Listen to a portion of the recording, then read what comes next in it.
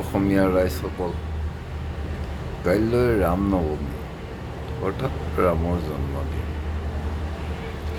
ৰাম নৱমী মানে ভাৰতত চৰকাৰ প্ৰশাসন সকলোৰে এটা উদ্বিগ্নতাৰ দিন, টেনশ্যনৰ দিন।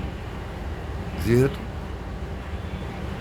ৰাম নৱমীৰ শোভাযাত্ৰা ওলালে ইফালে বিপৰীত পক্ষই আক্ৰমণ কৰে, মানে ইহঁতি উচতাই। ৰাম নৱমী পালন কৰা সকলে সিটো পক্ষক উচতাই, সিটো পক্ষই উচতনি সহ্য কৰিব নোৱাৰি আক্ৰমণ কৰে। এয়াই হৈছে ভাৰতবৰ্ষ। ৰামৰ জন্মদিন পাতিব লাগে, সিহঁতে আকৌ মুছলমানক জোকাবলৈ যায় শোভাযাত্ৰা পাতি। ৰামৰ জন্মদিন পতাৰ উদ্দেশ্য নাই, সিহঁতৰ উদ্দেশ্য নহয়। ৰামৰ জন্মদিন পাতিবলৈ মন থাকিলে হ'লে নিজৰ ভিতৰত পূজা অৰ্চনা কৰি কিনে সুকলমে নিজৰ ভিতৰত শান্তিৰে। কিন্তু ইহঁতি কৰিছে কি, অলপ পুলিচ আৰু কেলা বুলিয়ে ক'লো বাৰু। পুলিচ আৰু প্ৰশাসনক টেনশ্যন দিব বিচাৰে যে আমি আগতীয়াকৈ জনাই দিয়ে আমি মুছলমানৰ লগত কাজিয়া কৰিম, আপোনালোক সষ্টম হৈ থাকক কাজিয়া ভাঙিবলৈ। ৰাম নৱমীৰ উদ্দেশ্য হ'ল সেইটো। যোৱা বছৰো তেনেকৈ সেইটোৱেই আছিলে। গতিকে কি কয়, এই যে ভাৰতত এইবিলাক যে ঘটি থকাৰ, ভাৰতখন ভালৰ ফালে যোৱা নাই আকৌ দেই, আৰু টুকুৰা টুকুৰ হ'বলৈহে আছে। এনেকৈ থাকিলে টুকুৰা টুকুৰ হ'বলৈ আছে। ৰাম নৱমী এতিয়া আজি পুলিচৰ প্ৰশাসনৰ, পুলিচ প্ৰশাসন, জিলা প্ৰশাসনবিলাকৰ গোটেই ভাৰততে সেইবিলাকৰ টেনশ্যন, মূৰৰ কামৰণি হৈ আছে, উঠি আছে। কাইলৈ বা কি হ'ব? ইহঁতি জুলুচ উলিয়াব, শোভাযাত্ৰা উলিয়াব, মুছলমানৰ এলেকাৰ মাজেদি যাব, জোকাব, ওচৰত হেৰি মাৰিব। মুছলমানেও মূৰ গৰম কৰি কিনে পাথৰ মাৰিব, মূৰ গৰম হৈ যাব যেতিয়া পাথৰ মাৰিবলৈ আৰম্ভ কৰি দিব। উদ্দেশ্যটোৱে সেইটো। মানে উৎসৱটো পালন কৰা মানে মুছলমানৰ লগত ফেপেৰি পতা, কাজিয়া কৰা। ঠিক তেনেকৈ বিপৰীত পক্ষও মুছলমানেও ভাবে যে হিন্দুবিলাক আহক, সিহঁতক পাথৰ মাৰি সিহঁতে আমাক জোকাব, আমি সিহঁতক ভালকৈ চলিম। এইটোৱে হ'ল উৎসৱ, ভাৰতৰ হিন্দু উৎসৱ, মুছলমান উৎসৱ। এইবিলাকে কি কৰিব এইখন দেশ, ভগৱান জানে আৰু। বাৰু যি হওক, ৰাম নৱমীলৈ সকলো পক্ষলৈ, সকলোৰে, হিন্দু, মুছলমান, শিখ, খ্ৰীষ্টান, বৌদ্ধ, জৈন, পাৰ্চী, হৰিজন, আদিবাসী, সকলোলৈকে শুভেচ্ছা থাকিল।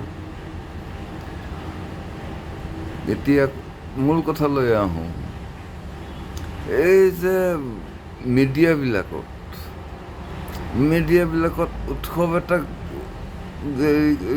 গণ্য কৰি, উৎসৱ এটাক কেন্দ্ৰ কৰি ইমান যে কিছুমান পলিটিকেল পাৰ্টিৰ মানুহ গোটাই লৈ, কাৰোবাক গোটাই লৈ কিনি যে এইবোৰ যে এইবিলাকেও বেছি উচতনিত ক্ৰিয়া কৰে নেকি বাৰু? মিডিয়াবিলাকতে ডিবেট শ্ব' পাতিব, ডিবেট শ্ব'ত 10টা গোটাই ল'ব, 2টা হিন্দু, 2টা মুছলমান, 2টা শিখ, 2টা বৌদ্ধ, 2টা জৈন, এনেকৈ গোটাই লৈ যে ইহঁতেবিলাকেও উৎসাহ যোগায় নেকি, উচতনি দিয়ে নেকি সেইবিলাকক কাজিয়া পেচালত লিপ্ত হ'বলৈ? এনেকুৱা মোৰ এটা ধাৰণা দেই, মই সেইবোৰ ডিবেটবিলাক চাই সেইটোৱে বুজি পাওঁ। এনেকুৱা হ'লে ভাৰতখন এদিন যে টুকুৰা টুকুৰ হ'ব, দুদিনমানৰ পিছত এনেকুৱা হ'ব যে কি হৈছে, এই উৎসৱ আহিছে, হিন্দুৰ উৎসৱ আহিছে, তাৰমানে মুছলমানৰ লগত কাজিয়া কৰাৰ দিন। এই কি আহিছে, মুছলমানৰ উৎসৱ আহিছে, এই হিন্দুৰ লগত কাজিয়া কৰাৰ দিন। এনেকুৱা তাৰমানে এইটোৱে গৈ এটা সময়ত গৈ বাছ এইবোৰ উৎসৱবিলাক এটা সময়ত বন্ধ কৰি দিব লাগিব। যেন আমাৰ চৰকাৰে উপায় নাপায় এই উৎসৱবিলাক হিন্দু মুছলমান যেতিয়া কাজিয়াই লাগি থাকোঁ, এই উৎসৱবোৰ বন্ধ পাতিবই নালাগে। নাপাতিলেনো কি হয় চাওঁ, সংস্কৃতিনো কিমান ডুবে চাওঁ। উৎসৱ নাপাতিলে যদি সংস্কৃতি ডুবকেই। এনেকুৱা হাই কাজিয়া পেচাল কৰি হুলস্থ কৰি কিনি লাভ নাই। গতিকে ৰাইজসকল, এতিয়া দিন ভাললৈ অহা নাই। ভাৰতৰ দিনেই হওক, পৃথিৱীৰ দিনেই হওক, এই ভালৰ ফালে একেবাৰে যোৱা নাই। আৰু এইবিলাকতো কম বয়সীয়া যুৱক, নেক্সট জেনেৰেশ্যন বেছি, বুঢ়াও আছে, বৃদ্ধও আছে, সকলো বয়সৰে আছে। দুই পক্ষত, সকলো বয়সৰে দুই পক্ষত আছে। মানে কাজিয়া কৰিম আৰু আজি আমুক উৎসৱ হ'ব ন, আমুকে উৎসৱ পাতিব, কাজিয়া কৰিম। ইটো পক্ষে ভাবিব আজি আমুকে পাতিব, আমি কাজিয়া কৰিম। গতিকে দেশখনৰ এনেকৈ হ'লে এদিন গৈ পেলাই দেখিবা নিশেষ আৰু এটা সময়ত চৰকাৰে ক'বলৈ বাধ্য হৈ যাব লাগিব, উৎসৱ পৰ্ব বাদ দে, বন্ধ কৰ। অশান্তিৰ যেতিয়া সৃষ্টিয়েই হয়, অশান্তি হয়, তেনেহ'লে এইবোৰ নপতাকৈ থাক, চব নিজে নিজে থাক। এই বুলি কৈ বাছ চৰকাৰে উৎসৱবিলাক বন্ধ কৰি দিব। চীন দেশ হোৱা হ'লেতো কৰিলেহেঁতেন, এনেকৈ পাতিবলৈ নিদিয়ে। চীন দেশত বা অন্যান্য উন্নত দেশবিলাকত এনেকৈ অশান্তি কৰি কিনি উৎসৱ পাতিবলৈ নিদিয়ে। তাতে সেই পলিটিকেল পাৰ্টি কিছুমানৰ ওলাব, সিহঁতেও হাতো জান দিব উচতনিত। আগতীয়াকৈ কৈ থাকিব, আজি কাইলৈ উৎসৱ, কাইলৈ ৰাম নৱমী, আজিৰ পৰা হ'লেই আৰু উচতনি আৰম্ভ হ'লেই আৰু। গতিকে ৰাইজ, এইবিলাক হ'ল ভাৰতবৰ্ষত পগলামি। মোৰ বোধেৰে এইবোৰ একদম আধা পাগলামি হৈ আছে, চলি আছে। এতিয়া অন্য কথাত যদি কাজিয়া কৰিলে, হিন্দু মুছলমান কাজিয়া কৰিলেহেঁতেন, তেতিয়াও বেলেগ কথা আছিল। এইবোৰ কাজিয়া হোৱা নাই ন অন্য কথাত, অকল ধৰ্মীয় কথাত, উৎসৱৰ কথাত। কোনোবাই উৎসৱ এটা পালন কৰিব বিচাৰিব, বাছ কাজিয়া। কোনোবাই কিবা এটা বাকীবিলাকৰ কথালৈ কাজিয়া পেচালৰ কথা নুশুনা।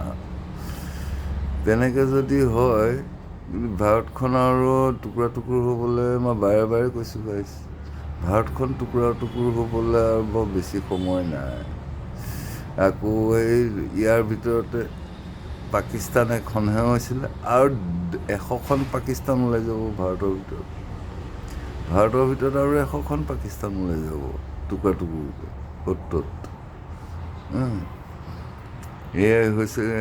আৰু হিন্দুবিলাকো অলপ কম বদমাছ নহয়, হিন্দুবোৰ কম বদমাছ নহয়। হিন্দুবোৰে এটা সময়ত মোগলৰ শাসনত ৰাস্তাৰ নাম, ঠাইৰ নাম, সেইবিলাক আঁতৰোৱাত সিহঁতি ব্যস্ত। কোনোবা মুছলমান নাম দিলে, ঔৰংজেবৰ মৃত্যু স্থান, য'ত মৃত্যু হৈছিল, কবৰ দিছিল, ঔৰংগাবাদ, সেই নামবোৰ বদলাব লগা। মুস্তাফাবাদ, কিবাবাদ, এইবোৰ এলাহাবাদটো কৰি কি প্ৰয়াগৰাজ কৰি, এনেকৈ সেই নাম বদলোৱাত ব্যস্ত। মানে মুছলমানক উচতনি দিয়া, কাজিয়া কৰা আমাৰ লগত, তহঁতি দিয়া নাম আমি বদলাবলৈ লৈছোঁ, তহঁতি আমাৰ লগত কাজিয়া লাগ যদি পাৰ, এইবোৰ ভাৱ, হিন্দুৰ এইবিলাক ভাৱ। গতিকে ৰাইজ, ভাৰতৰ দিন আৰু ভাললৈ অহা নাই। পুনৰ ৰামনৱমীৰ প্ৰাক্ষণত আজি অশোক অষ্টমী ব্ৰহ্মপুত্ৰত গা ধোৱাৰ নিয়ম এটা আছে নেকি, এনেকুৱা ধৰণৰ কথা এটা আছে বাৰু। অশোক অষ্টমী পালন কৰিছে, 8 দিন গ'ল। দুৰ্গা পূজাৰ 8 দিন গ'ল, অষ্টম ৰাতি আজি, কাইলৈ নৱম ৰাতি, নৱৰাত্ৰিৰ শেষ ৰাত্ৰি কাইলৈ। মানে এইবিলাকৰ নিয়মৰ হেৰিয়াৰ মাজতে আজি যেনে তেনে এতিয়া ডিবেটবোৰ চাই আছোঁ, কাইলৈ ৰামনৱমীত কি হ'ব, ঘটনাই হয়নে, কি হয়নে, এইবোৰ উলিয়াই আছে।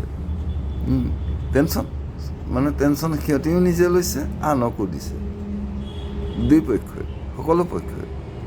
তাত মিডিয়াও থাকিব পাৰে, পলিটিচিয়ান থাকিব পাৰে, অন্যান্য কোনোবাও থাকিব পাৰে। সেইবিলাকে এইবোৰ কৰি আগতীয়াকৈ আলোচ কৰি আছে, কাইলৈ কি হ'ব। তাৰমানে হিন্দুৰ উৎসৱ এটা পালন কৰা মানে